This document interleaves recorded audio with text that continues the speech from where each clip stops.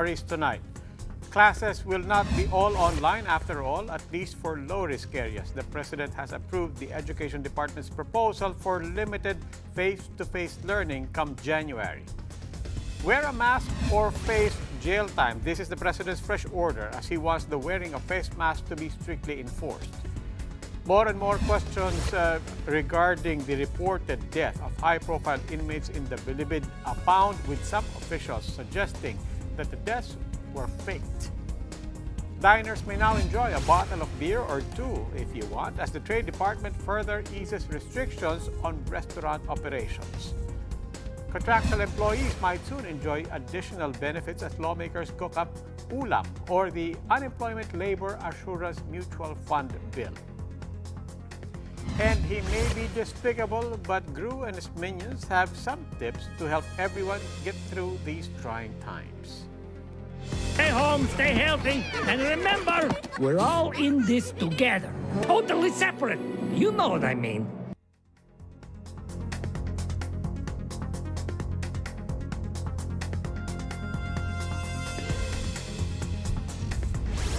Let's begin. The President is giving the Department of Education the go signal to hold limited face-to-face classes in low-risk areas.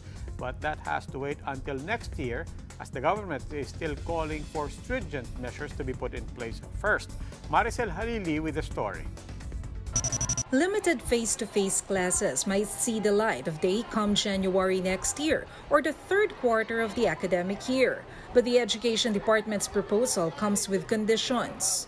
The school has to be in an area under modified general community quarantine, follows stringent health standards, and has conducted pilot testing and inspection. DepEd Secretary Leonor Briones, in her proposal to the President, said that there must be a coordination between the DepEd, the local government, and local health authorities. Kung we rely, for example, heavily on online learning, then you will have equity problems for those who may not have access to digital equipment. The setup imposes stringent health standards like no face mask, no entry, regular hand washing, regular disinfection in school premises, and checking of temperature and respiratory symptoms.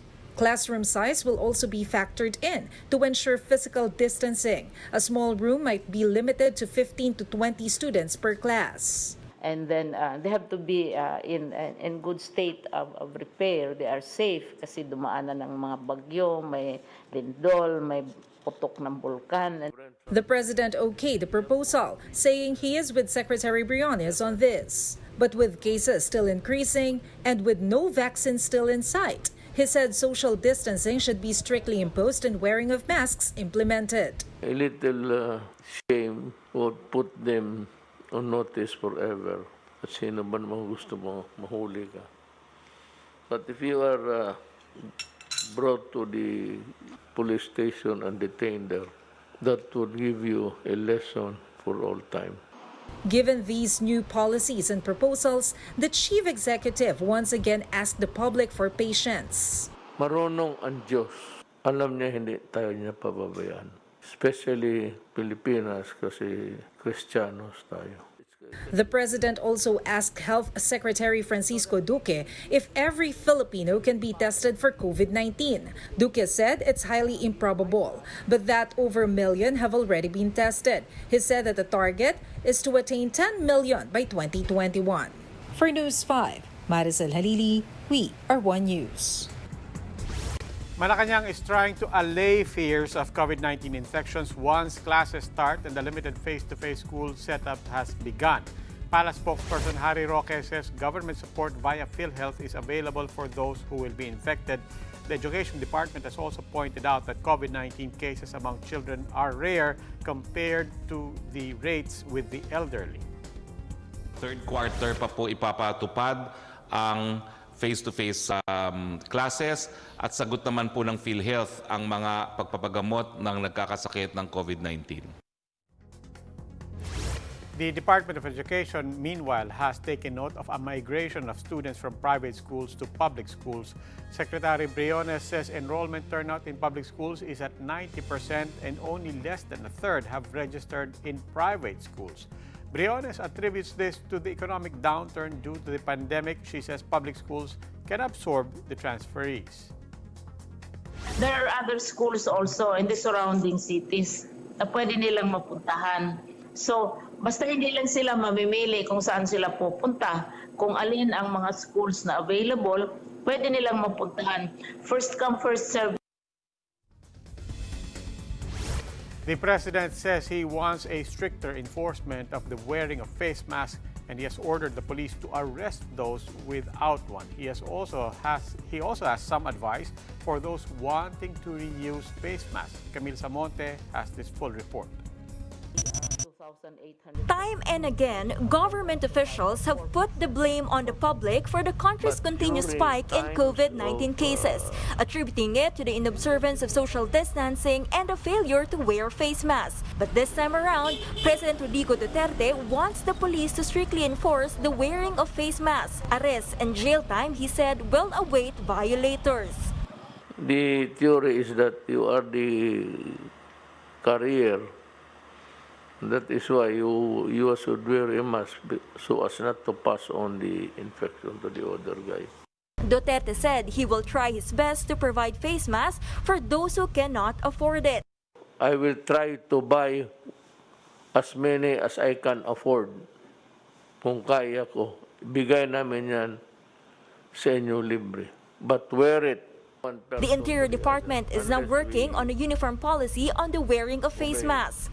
Gusto namin magkaroon po ng isang implementation lang po ng pare-pare sa bawat LGU kung ilang araw po dapat ikukulong yung mga nagbabiolate sa pagsusuot ng mask, face mask, at hindi nagpi-physical distancing. The palace said that they are still waiting for the formal ordinance before police authorities can enforce and arrest violators. The president, who has no medical background, has one more advice: reuse masks by soaking it in gasoline or diesel. Gamitin mo siguro yan 2 beses, okay mo lang. O sprayhan mo lang ng alcohol pagkatapos. Huwag yung in-spray mo, isuot mo kaagad. Yung pagkatapos ng araw, hang it somewhere, sprayhan mo lang ng Lysol if you can afford it. Yung wala, ibabad mo ng gasolina o diesel. The World Health Organization discourages people from disinfecting and reusing surgical masks. Medical experts also advise against the use of face masks with valves, as these do not block the transmission of the virus. The medical city, for one, has prohibited its use in its premises. But if it's any consolation, a London study showed that 91% of Filipinos always wear masks when leaving their homes, ranking second in the world. For News 5, Camille Samonte, we are One News. Just as the president issued his orders, the Supreme Court has banned the jailing of new inmates in jail units of the Bureau of Jail Management and Penology. Instead, the Supreme Court wants newly arrested individuals to be brought to police stations holding cells in a bid to stop the spread of COVID-19 in jail facilities. But data shows that more than 3,000 quarantine violators are still detained, and the PNP admits their detention cells have barely enough capacity. The new order takes effect August 31. Quezon City Mayor Joy Belmonte says she will allow protesters on the city streets during the President's Fifth State of the Nation address, or SONA. However, Mayor Belmonte set some conditions in line with the health crisis. Mayor Belmonte reminds protesters to observe minimum health standards like wearing face masks and observing physical distancing. The mayor said that the police have the right to disperse those who do not follow. We will allow, to a limited extent, demonstrations and protesters just because this has been the tradition. Meanwhile, the Department of Finance's plans to change the Constitution amid the pandemic needs further study. Finance Secretary Carlos Dominguez told Philippine Star that a constitutional amendment does not necessarily mean higher share of state revenues for local governments. Dominguez also said that they do not guarantee more foreign investments. We'll pause for a short break, but when the big story returns, restaurants may finally recover some losses during quarantine months as the Trade Department gives them the go signal for longer hours coupled with some bottles of beer. And authorities are casting doubt on the deaths of high-profile inmates at the new Bilibid prison. Data privacy, they say, does not apply in this case.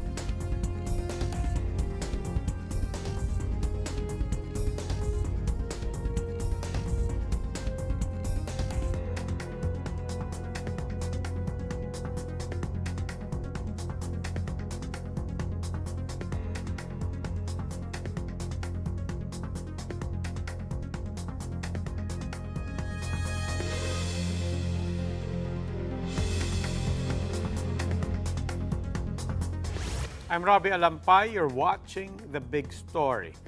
Another troubling milestone, COVID cases in the country have reached the 70,000 mark. That's as the Health Department has logged close to 2,000 new cases. So far, active cases in the country stand at 45,000. And with 2 new deaths recorded, death toll from the SARS-like disease is now at 1,800. 209 new recoveries were also reported. That brings the total number of COVID-19 survivors so far to more than 23,000. Former health secretaries are calling on government to better implement the universal healthcare law now that the country is battling the COVID-19 pandemic. In a virtual forum, former health chief Pauline Ubial said the law should improve the country's health system and would better integrate health units, both private and public. In order to attain our goals specified in that law, we have to start. And what better time to start but start right now when we are facing a pandemic. And ang gusto ko lang pong sabihin ay kailangan po tingnan natin yung spectrum of diseases, hindi lang yung isang particular disease. And we have to also look at the triple burden. Former Health Secretary Enrique Ona also highlighted the need for improved contact tracing and testing in the country.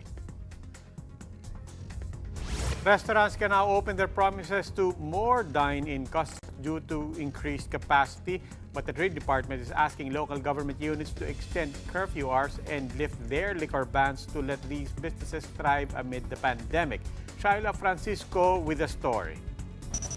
Not only can restaurants expect more diners, they also now have longer operational hours. Starting Tuesday, the Trade Department has increased the capacity for food places, meaning those located in areas under general community quarantine can now operate at 50% capacity, while those in modified GCQ areas can open up to 75% of its capacity. Business hours are also extended until 11 p.m. Selling of alcoholic beverages to dine-in customers are now permitted, albeit limited to just 2 drinks. Customers are okay with the easing, but say health protocols should be observed. Nag-ingat naman po kung paano dine-in. Okay naman yung mga health protocols nila, so na-meet naman yung mga minimum standards, kaya feel ko safe naman ako sa dine-in. Some restaurants are hopeful that this will help increase sales. This store, for example, can now accept 90 customers from the previous 55. Na-observe din po namin na everyday, kahit pa paano po is nadadagdagan yung mga kumakain dito. Restaurants are advised to consult their respective local governments to check if they can operate up to 11 p.m., which is past curfew hours. The DTI, for its part, urges LGUs to extend curfew hours and allow serving of alcoholic beverages to customers amid imposed liquor ban in some areas. Ang purpose din talaga para mas makabawi din sa hanap buhay yung mga manggagawa, mga workers in that industry. At pati na rin yung mga micro-SMEs na karamihan naman dito, mga micro-SMEs na malaki ang nilugi, aside from matagal silang nagsara, At kahit nung nagbukas na at 30%, many are saying below break-even, lugi rin. Ibig sabihin, kaya lang nila tinutuloy ay parang at least may pangsweldo na doon sa mga tao. The agency is currently looking at ways to relax some requirements for dine-in services, including the expansion of age limits. Shaila Francisco, we are One News. And these are the other big stories today. The National Bureau of Investigation has recommended the filing of murder charges and the planting of evidence against 9 police officers involved in the shooting of 4 soldiers in Hulo, Sulu last month. Apart from this, the NBI also filed a case for neglect of duty against the heads of the Sulu Provincial Police Office, its Drug Enforcement Unit, and the Hulo Municipal Police. Miss Universe 2018 Catriona Gray sought the NBI's help to find the people behind her fake nude photos circulating online. Gray personally went to the Bureau's headquarters this afternoon. She says the photos were digitally altered. Deputy Minority Leader Carlos Zarate believes that lawmakers are not in any position to investigate ABS-CBN's land title. This after Deputy Speaker Dante Marcoleta said the government should seize the network's headquarters in Quezon City, arguing that it does not rightfully belong to the Lopez family. Zarate says seizing the ABS-CBN compound would be unconstitutional. Several officials are calling out the Bureau of Corrections for supposedly not reporting the death of high-profile inmates in the Ubilibid prison. Even Malacanang says there is no reason for the NBP to hide any such facts, let alone use the data privacy law. Marian Enriquez with the story. Justice Secretary Maynardo Guevara is giving the NBI 10 days to submit to him the initial findings of its probe into the deaths of 9 high-profile convicts in Bilibid, including J.B. Sebastian, who testified against Senator Leila de Lima in 2016. The Corrections Bureau says they died due to complications brought about by COVID-19, but the Justice Department wants to dispel doubts regarding their death. Senator De Lima questioned the decision of Bucor Chief General Bantag not to disclose the identities of the deceased high-profile convicts. She asked whether foul business is involved in the death and cremation of these convicts. She also pointed out that there is a high percentage of infected inmates from Building 14 compared to other prisoners in maximum and medium security compounds. De Lima says this is unlikely to happen since Building 14 has separate cells for each inmate and its population does not exceed 50. Senator Franklin Drilon, on the other hand, said that given the previous anomalies at the Bucor, he cannot dispel yet the probability of deaths being faked. He said the burden is on the Bucor to present proof of regularity in the performance of its functions. Meanwhile, National Privacy Commission Chief Mon Liboro stressed that the Data Privacy Act is not a cloak for denying the public's right to know such information. He said that high-profile inmates like Sebastian have become public figures on account of their previous association with particular national issues. Maliwanag po sa Data Privacy Act na bukod sa pagtaguyod ng karapatan po natin sa ating po mga personal na datos, ang pangalawa pong pinakamahalaga na objective o misyon ng Data Privacy Act ay siguraduhin to ensure there's free flow of information. Presidential spokesperson Harry Roque agrees that the death of high-profile inmates in Bilibid is not covered by the data privacy law. And that, I think, is not covered by the data privacy law because they died actually not only because of COVID, but they also died while in custody of the National Penitentiary. He said that NBP officials need to report the identities of the deceased inmates.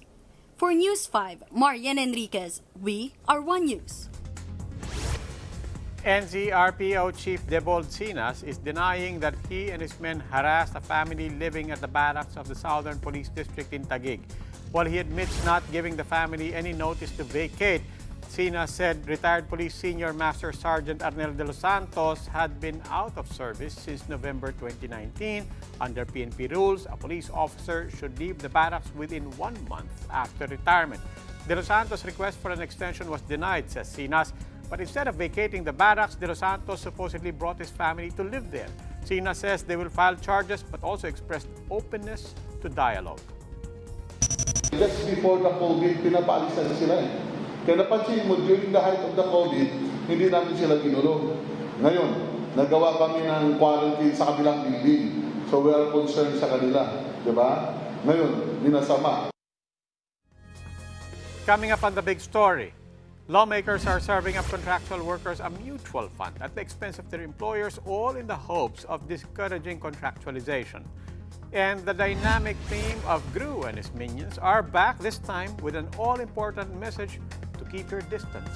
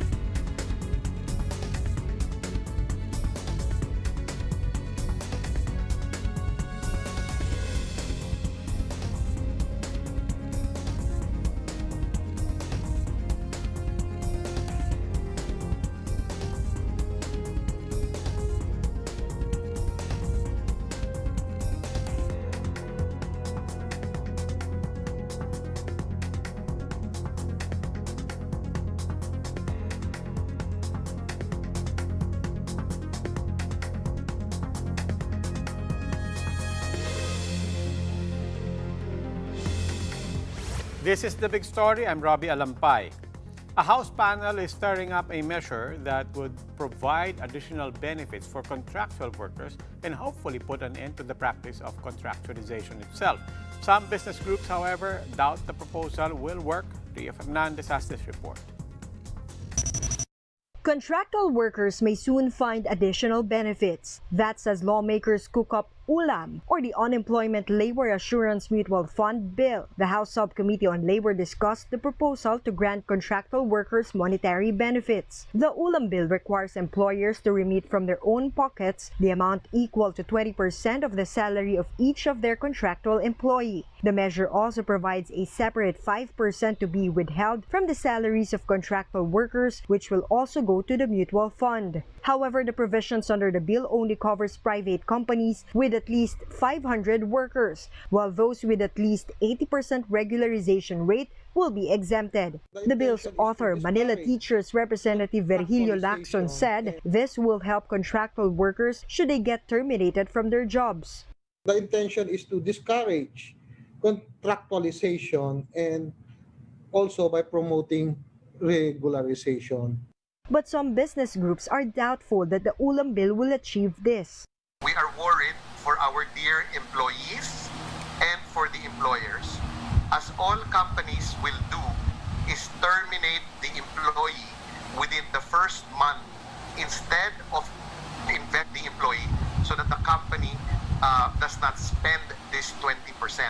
It will still not solve the problem of endo, since the risk and practice endo will continue with the 99.6% of companies that currently are classified as MSMEs.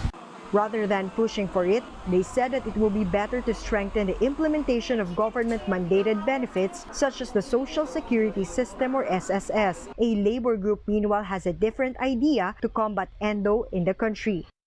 Perhaps the committee should first pass its pending security of tenure bill.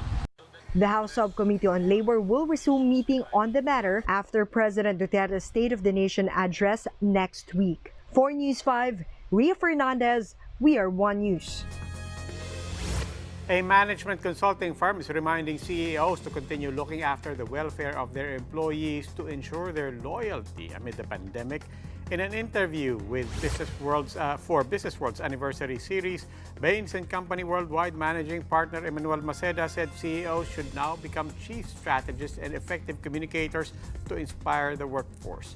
He warned that a CEO's single mistake will not just result in loss of profits, but also loss of loyalty of their employees. And these are the other big stories around the globe. European Union leaders have reached a deal to create a €750 billion fund to rebuild EU economies affected by the pandemic. The European Commission will borrow the money from financial markets and distribute less than half of it to the hardest hit EU states. The rest of the funding will be provided as loans. Brazil has begun its advanced clinical testing of a Chinese-made vaccine against COVID-19. Sinovac's vaccine, which is now at the final phase 3, will be given to around 900 volunteers. Brazil has logged more than 2 million cases. Nearly 1 out of 4 residents in New Delhi, India, have been exposed to COVID-19 based on an antibody test on a random sample population. 23% of the more than 21,000 people who were tested had COVID-19 antibodies. Delhi has so far recorded more than 23,000 cases. That's equivalent to less than 1% of its 19.8 million population. COVID-19 cases worldwide continue to rise, and countries everywhere are doing their best to implement health protocols.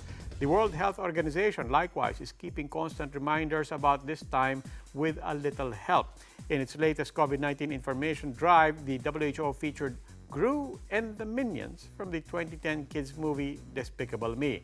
Gru, voiced by Hollywood comedian Steve Carell, reminds everyone to do their part in the fight against the global pandemic. First, practice physical distancing. I'm sorry, I did not see you there. I've been doing it my whole life. Or there. Plus, there are lots of things you can do at home, like stay active with some sick dance moves. And that wraps up today's big story. Catch us again tomorrow at 8 p.m. on Signal Channels 8 and 250. Please like our Facebook page, One News. For more in-depth analysis, you can visit our webpage, onenews.ph. You can catch One News on the Signal Play app. You can register for a free account now at signalplay.com and stream One News live anytime, anywhere. I'm Robbie Alampay, and we are One News. Good evening.